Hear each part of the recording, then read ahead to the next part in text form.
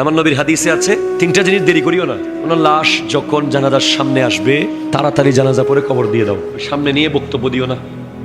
কথা কয় না, আছে না নাই? আমরা লাশ সামনে নিয়ে মোটামুটি 10-12 জন বক্তব্য রাখি, হুরুস্তু লাশের শান বলি, লাশের উপর যে কি কষ্ট হচ্ছে এটা আমরা বুঝি না। তো লাশকে সামনে নিয়ে বক্তব্য দেওয়ার প্রবণতা বন্ধ করতে হবে, এতে মুর্দার কষ্ট হয়। ওনার কারাগার থেকে উনি বের হয়ে গেছে, দুনিয়ার কারাগার থেকে, এখন উনি নেককার, ওনার জান্নাত অপেক্ষা করতেছে। আপনি 1 মিনিট এখানে কারাগারে রাখতেছেন জোর করে ওনাকে, ঠিক কিনা কথা জোরে বলেন। এরপর অনেক সময় আমরা দেখি বিদেশ থেকে কে আসবে 8-10 ঘন্টা ফ্রিজে, কেন না? বাস ওনার জন্য এসে দোয়া করবে।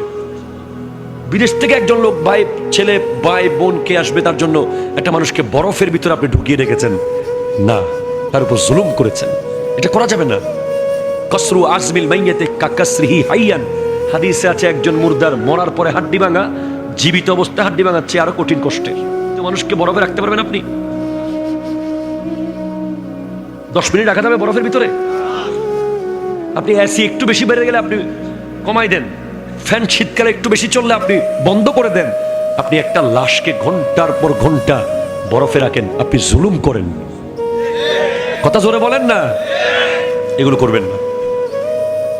2, কোন মেয়ে বিয়ের উপযুক্ত হয়েছে সাথে সাথে বিয়ে দেন, সাথে সাথে না মাস্টার্স পাস করাবো, না না দেখি আরো না, প্রতি মুহূর্তের গুনাহ বাবার কাঁধে। যতক্ষণ ওই মেয়ে আপনার কাস্টডির মধ্যে আছে, তার বেপরদাগি, তার গুনাহ, তার ফেসবুক, তার মেসেঞ্জার, তার চ্যাটিং, তার হাঁটা, তার চলা, তার শপিং, যা যা যেখানে যেখানে সে বেপরদা যাচ্ছে, প্রত্যেকটা গুনাহ বাবার কাঁধে। বাবার পরে ভাইয়ের কাঁধে, ভাইয়ের পরে স্বামীর কাঁধে, স্বামীর পরে আবার সন্তানের কাঁধেও যাবে। যদি মা বেপরদা চলে, ছেলে যদি আদবের ভিতরে মাকে না বুঝায়,